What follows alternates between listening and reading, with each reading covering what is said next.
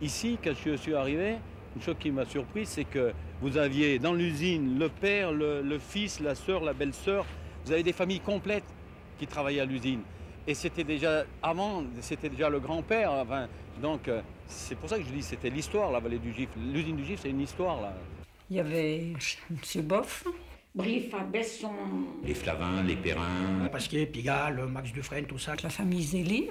Oignon, Mechvet. Le tannage de Saint-Georges, vu Oignon, Mechvet, Bellevaux, même de La Roche, Marinier et tout ça. Il y a des Italiens, il y a eu des Allemands, des Autrichiens, il y a eu un peu des Polonais, il y a eu beaucoup de nationalités qui sont venues travailler au Gifle.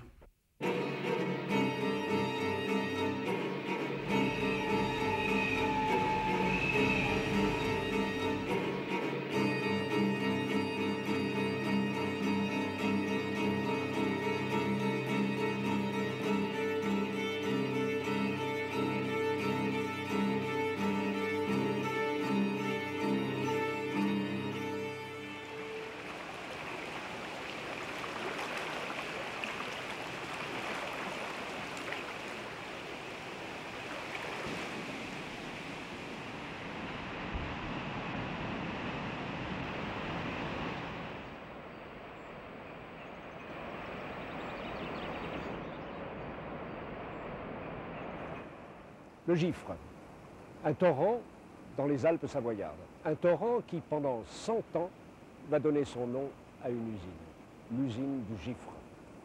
Car, à la fin du XIXe siècle, le progrès technique permet de convertir la force hydraulique d'un torrent en énergie électrique pour l'industrie. De transformer les tourbillons d'eau vive qui descendent des glaciers en étincelles de feu capables de fondre des minerais.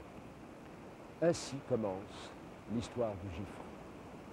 En 1896, un entrepreneur de travaux publics, Alexis Perrin, construit dans les gorges de la Serra un barrage pour faire de l'électricité.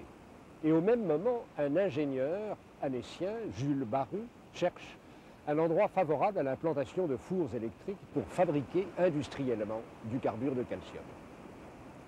Les eaux du Gifre, captées à l'amont, conduites aux turbines après une chute forcée de 70 mètres, sont assez puissantes et régulières pour fournir l'énergie nécessaire à la chaleur des fours.